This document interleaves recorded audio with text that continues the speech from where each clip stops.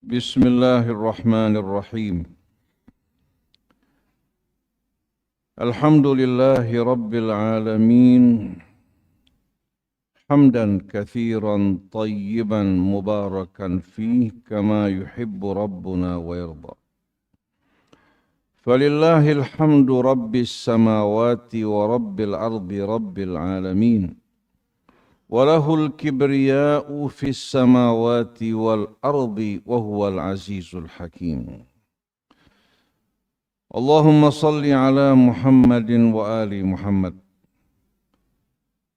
السلام عليك أيها النبي ورحمة الله وبركاته، والسلام علينا وعلى عباد الله الصالحين. أما بعد فيا عباد الله، أوصيكم ونفسي بتقوى الله وطاعته لعلكم تفلحون. يقول عز من قائل في محكم تنزيله: يا أيها الذين آمنوا اتقوا الله حق تقاته ولا تموتن إلا وأنتم مسلمون. Para jamaah hadirin jamaah Jumat Masjid Silaturrahmi yang dirahmati Allah. Kita semua sama-sama mengetahui bahwa kita, seluruh alam raya dan isinya, semua merupakan ciptaan Allah Subhanahu wa Ta'ala. Berawal dari Allah, juga dalam kehidupan ini sepenuhnya kita bergantung kepada Allah. Dan pada akhirnya kita akan kembali seluruhnya ke hadapan Allah untuk mempertanggungjawabkan apa-apa yang kita lakukan dalam hidup ini. Yang baik akan menerima balasan yang lebih baik, sedangkan perbuatan-perbuatan yang buruk kita akan terima sesuai dengan apa yang kita lakukan. Allah tidak akan menzalimi kita, baik dengan mengurangi amal kebaikan kita atau menambahkan keburukan-keburukan kita. Allah tidak akan menghisab kita dengan keadilan, tapi dengan rahmat dan kemurahannya. Satu kebaikan dibalas oleh Allah dengan balasan yang berlipat-lipat. Tapi kebanyakan manusia tidak menghargai dan mensyukuri rahmat dan kemurahan Allah atas kita semuanya. Walaupun kita semua meyakini mengetahui bahwa Allah pencipta kita. Allah Subhanahu wa Ta'ala pencipta seluruh alam raya dan isinya. Allah juga yang melimpahkan rizkinya atas kita semua. Kebanyakan dari kita tidak peduli. Kebanyakan dari kita mengacuhkan Allah Subhanahu wa Ta'ala. Kita tidak mempersiapkan hari ini sekalian apa yang mesti kita lakukan dalam hidup ini untuk menghadapi hari di mana kita berdiri di hadapan Allah Subhanahu wa Ta'ala. Oleh karena itu setiap waktu sesiogianya atas kita semua, bahkan sewajibnya untuk selalu memperbaharui hari ini sekalian iman kita kepada Allah Subhanahu wa Ta'ala. Agama kita Islam bertumpu pada 3 hari ini sekalian tumpuan utama. Yang pertama adalah tauhid, yang kedua adalah nubuah kenabian, yang ketiga adalah al-ma'ad, hari kembali kita kepada Allah. Tauhid terbagi 2. Yang pertama adalah tauhid ma'nawi, yang kedua adalah tauhid amali. Yang dimaksudkan dengan tauhid ma'nawi, kita mengimani, meyakini bahwa Allah satu-satunya Tuhan, dialah Tuhan yang Maha Esa, satu-satunya pencipta, satu-satunya pemerintah penguasa di alam raya ini. Maka atas dasar ini, atau atas dasar pemahaman ini, maka sewajibnya kita semua kembali kepada Allah dalam segala sesuatu. Kita menyembahnya, tidak mempersekutukannya dengan sesuatu sebagaimana Dia menciptakan kita. Dia juga merawat mengasuh kita tanpa sekutu. Daripadanya juga kita mengambil aturan hidup kita. Karena dialah satu-satunya pemerintah penguasa di alam raya ini yang maha adil lagi maha bijaksana. Jadi kalau tauhid maknawi, merupakan memahami tauhid secara maknawi dalam diri kita semuanya, sedangkan tauhid amali adalah mengamalkan apa-apa yang kita imani dan kita fahami. Ini merupakan satu keharusan. Kalau iman kita hanya sebatas pemahaman tanpa diiringi dengan amal, maka sama dengan iblis, bahkan iblis lebih baik dibandingkan dengan kita. Karena iblis bukan hanya memahami, bahkan dia melihat, menyaksikan apa yang tidak kita saksikan dari kehidupan malaikatnya. Dia mengetahui syurganya, bahkan dia berkata kepada Allah, Rabbi, wahai Tuhanku, anzirni ila yaumi yub'atsun, tangguhkan hingga aku pada masa hari kebangkitan. Artinya dia mengakui Allah Tuhannya. Bukan dia tidak mengakui, tapi kesombongan, keingkaran yang membuat dia menentang perintah Allah Subhanahu wa taala. Apabila Allah mengusir iblis dari alam malakut, hidup bersama para malaikat karena kesombongannya, maka Allah akan melakukan hal yang sama terhadap kita kalau kita berbuat hal yang sama. Oleh karena itu hadirin sekalian, tauhid merupakan fondasi agama kita. Bangunan agama kita tidak akan diterima oleh Allah melainkan apabila bertumpu di atas fondasi tauhid kita kepada Allah Subhanahu wa taala. Maka tak heran sebagaimana yang diriwayatkan oleh Al-Bukhari dalam sahihnya, ketika hadirin sekalian seorang sahabat menyaksikan seorang sahabat sepanjang malam membaca suratul Ikhlas dalam qiyamul lail. Pagi-pagi dia mengadu kepada Rasulullah mengatakan, ya Rasulullah, fulan sepanjang malam menghabiskan waktunya hanya membaca suratul Ikhlas. Tidak membaca surah yang lain, seolah-olah dia memandang remeh pekerjaan tersebut.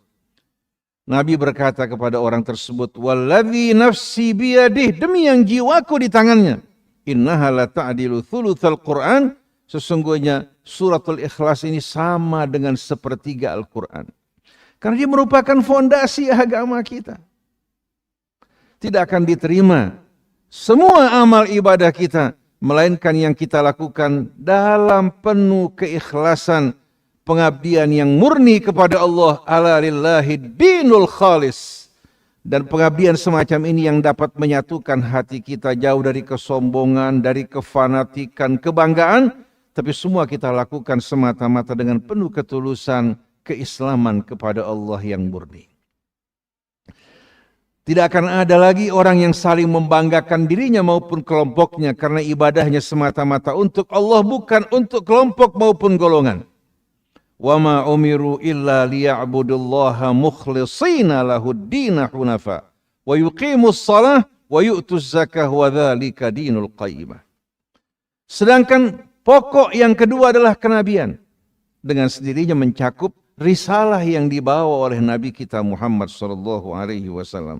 Juga berkaitan dengan malaikat yang mengantarkan wahyu kepada Nabi kita. Juga berkaitan dengan semua yang diajarkan oleh Allah melalui Nabi kita, baik melalui kitabnya maupun melalui sunnahnya, dari pokok-pokok keimanan yang mesti kita imani. Dari pokok-pokok syariat yang mengatur kehidupan kita. Begitu pula prinsip-prinsip akhlak yang diajarkan dan dicontohkan Nabi kita Muhammad SAW, semua itu tercakup dalam an-nubuwah kenabian. Dan misi Nabi kita Muhammad SAW dengan membawa Alkitab untuk mengeluarkan umat manusia dari dalam kegelapan menuju kehidupan yang terang benderang di bawah pimpinan Allah. Dan kenabian ini yang menghubungkan antara Allah dan kita umat manusia. Karena tidak mungkin Allah akan berbicara kepada setiap manusia, tapi Allah pilih manusia yang terjamin kesuciannya, kejujurannya, kebersihan dan kemuliaannya. Allah menunjuk dia sebagai seorang rasul untuk menyampaikan risalahnya kepada kita. Allahu a'lamu haitsu yaj'alu risalatih. Allah lebih tahu siapa yang pantas untuk menerima risalahnya. Karena kalau Nabi dan Rasul kita pilih atau dipilih manusia sebagaimana para pemimpin negara, bisa saja mereka berkhianat. Karena pilihan manusia tidak mutlak kebenarannya. Beda dengan Allah alimul ghaibi wasyahada. Semua nabi, semua rasul yang ditunjuk, dipilih oleh Allah, tidak pernah sekalipun mereka berkhianat. Mereka menyampaikan amanat Allah sebagaimana adanya. Maka keberadaan nabi dan kenabian ini merupakan hal yang amat penting. Karena menyangkut apa-apa yang dikehendaki Allah dari kita semua dalam hidup ini. Maka Al-Quran yang dibacakan Nabi menjelaskan dari Allah kita berasal. Begitu pula seluruh alam raya ini. Allah tempatkan kita dalam kehidupan dunia sebagai khalifahnya yang menjalani ujian. Lalu Allah jelaskan bahwa kelak kita akan dikumpulkan di hadapan Allah untuk mempertanggungjawabkan amal kita. Dan Allah turunkan sebuah kitab yang mengajarkan kita bagaimana cara hidup yang benar, yang sejalan dengan keridhaan Allah. Setelah Allah mengirimkan petunjuknya, mengutus Rasulnya, maka pilihan dikembalikan kepada manusia. Di antara mereka ada yang beriman, di antara mereka ada yang ingkar. Mengingat kehidupan dunia, tidak mungkin sama sekali keadilan ditegakkan secara sempurna, maka hari akhirat yang akan mengadili manusia dengan seadil-adilnya. Berapa banyak pahlawan-pahlawan dituduh sebagai pengkhianat, bahkan banyak dari mereka berada di tiang gantungan. Tapi berapa banyak juga pengkhianat-pengkhianat yang menghancurkan bangsa negara, mereka dianggap sebagai pahlawan. Berapa banyak orang-orang kecil yang teraniaya disebabkan kezaliman orang-orang yang besar dan berkuasa. Tapi karena mereka berkuasa, kebenaran di tangan mereka. Mereka yang menetapkan kebenaran, mereka juga yang menafsirkannya. Apa-apa yang tidak sejalan dengan kepentingan mereka, mereka anggap sebagai orang-orang yang merusak. Seperti Fir'aun ketika berkata kepada kaumnya, "Dharuni aqtul Musa wal yad'u rabbah." Izinkan saya untuk membunuh Musa, biarkan dia mohon kepada Tuhannya. Inni akhafu an yubaddila dinakum au an yudhhira fil ardil fasad. Saya takut dia akan merusak. Saya takut dia akan mengubah agama kalian dan merusak kalian. Bayangkan, merusak kalian di atas muka bumi, ini ucapan Fir'aun. Seorang yang zalim, seorang yang tiran, yang banyak melakukan pembantaian, bahkan anak-anak kecil pun tidak selamat dari pembantaiannya. Dia mengatakan, saya khawatir, takut kalau sampai dia mengubah agama kalian dan menyebarkan kerusakan di atas muka bumi, seolah-olah dia merupakan pahlawan. Maka di hari akhirat nanti kebohongan semua akan terungkap, akan tersingkap. Kepalsuan hadirin sekalian juga akan apa? Akan terlihat di mana kebenaran yang sejati, maka pada hari tersebut tidak akan ada satupun orang yang mampu bersembunyi. Di saat mulutnya berdusta, tangan yang akan berbicara, kaki yang akan menjadi saksi. Al-yawma nakhtimu ala afwahihim wa tukallimuna aydihim wa tashhadu arjuluhum bima kanu yaksibun. Maka pada hari tersebut orang-orang yang tadinya teraniaya, orang-orang yang tadinya menjadi korban dari kezaliman, orang-orang yang tadinya hadirin sekalian difitnah hingga mengakhiri hidupnya dalam keadaan betul-betul penuh penyesalan, pada hari tersebut mereka akan mendapatkan hak mereka kembali. Oleh karena itu hadirin sekalian, setelah kenabian dan risalah yang beliau bawa, maka pokok yang ketiga tak mungkin hadirin sekalian terelakkan, yaitu al-ma'ad, hari kembali. Di mana manusia dibangkitkan, di mana manusia hadirin sekalian dikumpulkan di padang mahsyar, tanpa membedakan status mereka. Kemudian mereka berdiri di hadapan pengadilan Allah Subhanahu wa ta'ala. Kedua kakinya tidak akan bergeser sebelum menjawab 4 perkara. Dia akan menjawab pertanyaan Allah yang pertama tentang umurnya, bagaimana dia menghabiskan umurnya. Yang kedua tentang tubuhnya, bagaimana dia mempergunakan kekuatannya, kesehatannya. Yang ketiga tentang hartanya, dari mana dia dapatkan dan kemana dipergunakan. Yang keempat, ilmunya, bagaimana dia mempergunakan ilmunya. Dia harus menjawab 4 pertanyaan tersebut sebagaimana Nabi kita katakan, la tazulu qadama abdin hatta yus'ala an arba, an umrihi fima afnah, wa an jismihi fima ablah, wa an malihi min aina iktasabah wa fima anfaqah wa an ilmihi fima fa'ala bih. Ini pertanyaan-pertanyaan yang berat yang mesti kita jawab, baik mereka para pembesar maupun orang-orang di bawah. Dulu mereka berdusta, berkhianat, maka pada hari tersebut pengkhianatan tak akan lagi terjadi pada hari tersebut.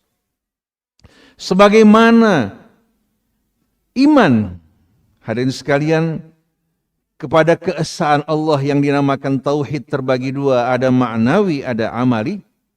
Begitu pula kenabian.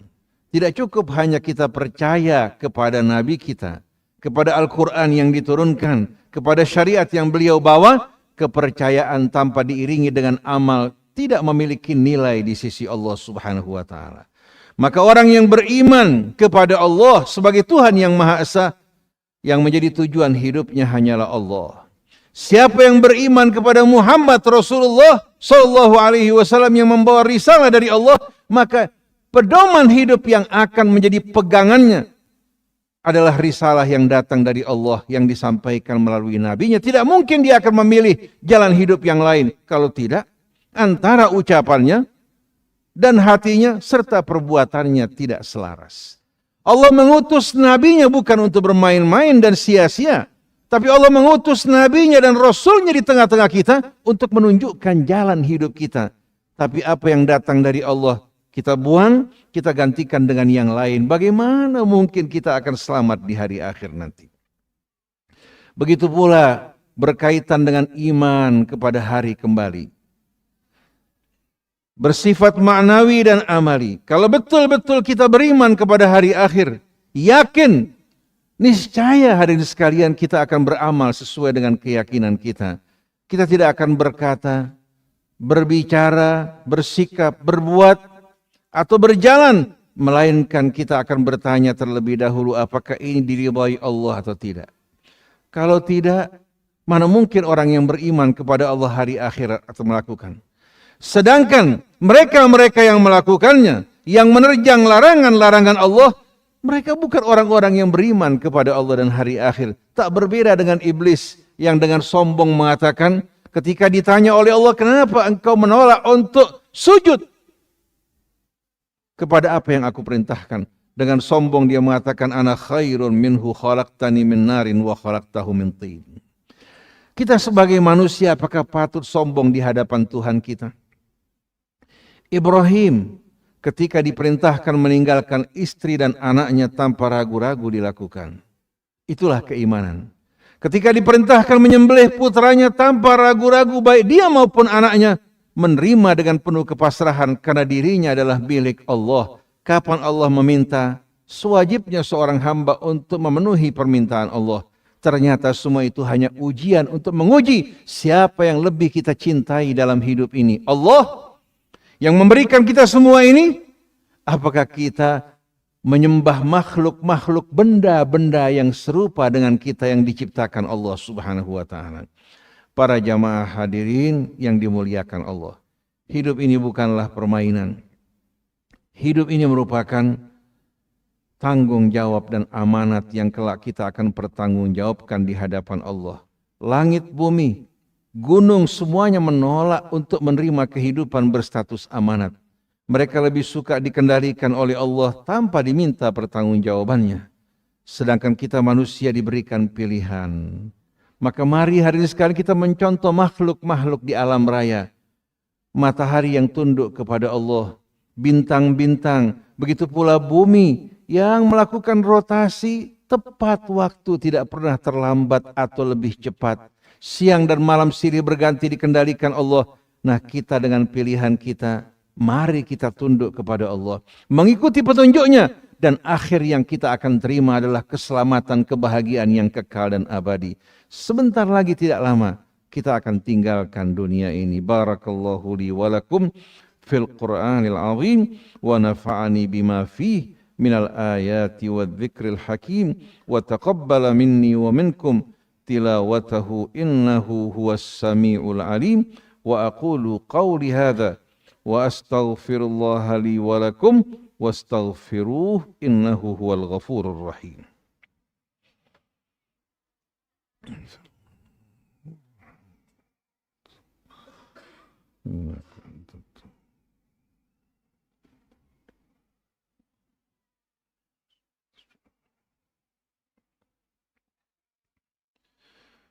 Alhamdulillah, lakal hamdu ya Rabbana, kama yanbaghi li jalali wajhikal karim wa li azimi sultanik.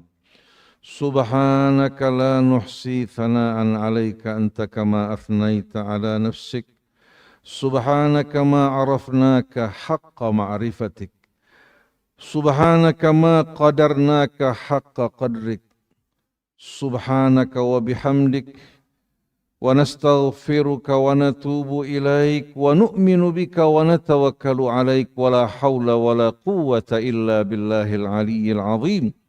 اللهم صل على محمد وآل محمد كما صليت على إبراهيم وآل إبراهيم وبارك على محمد وآل محمد كما باركت على إبراهيم وآل إبراهيم في العالمين إنك حميد مجيد. عباد الله أوصيكم ونفسي بتقوى الله وطاعته لعلكم تفلحون. يقول الله تبارك وتعالى في محكم تنزيله: يا أيها الذين آمنوا اتقوا الله ولتنظر نفس ما قدمت لغد واتقوا الله إن الله خبير بما تعملون. وينادي الله تبارك وتعالى من خلال كتابه يحثنا جميعا على التوبة والإنابة إليه بقوله: يا أيها الذين آمنوا توبوا إلى الله توبة نصوحا عسى ربكم أن يكفر عنكم سيئاتكم ويدخلكم جنات تجري من تحتها الأنهار يوم لا يخزي الله النبي والذين آمنوا معه نورهم يسعى بين أيديهم وبأيمانهم يقولون ربنا أتمم لنا نورنا واغفر لنا إنك على كل شيء قدير. اللهم اغفر للمؤمنين والمؤمنات والمسلمين والمسلمات الأحياء منهم والأموات. ربنا إننا آمنا فاغفر لنا وارحمنا وأنت خير الراحمين. اللهم أحسن عاقبتنا في الأمور كلها وأجرنا من خزي الدنيا وعذاب الآخرة. اللهم اجعلنا من جندك فإن جندك هم الغالبون واجعلنا من حزبك فإن حزبك هم المفلحون واجعلنا من أوليائك فإن أولياءك لا خوف عليهم ولا هم يحزنون. ربنا اغفر لنا ولوالدينا وارحمهما كما ربيانا صغارا وللمؤمنين والمؤمنات والمسلمين والمسلمات الأحياء منهم والأموات. ربنا آتنا في الدنيا حسنة وفي الآخرة حسنة وقنا عذاب النار. ربنا تقبل منا إنك أنت السميع العليم وتب علينا إنك أنت التواب الرحيم. بفضل سبحان ربك رب العزة أما يصفون وسلام على المرسلين والحمد لله رب العالمين. عباد الله إن الله يأمر بالعدل والإحسان وإيتاء ذي القربى وينهى عن الفحشاء والمنكر والبغي يعظكم لعلكم تذكرون. فاذكروا الله العظيم يذكركم ولذكر الله أكبر. وأقم الصلاة. الله أكبر الله أكبر. أشهد أن لا إله إلا الله. أشهد أن محمد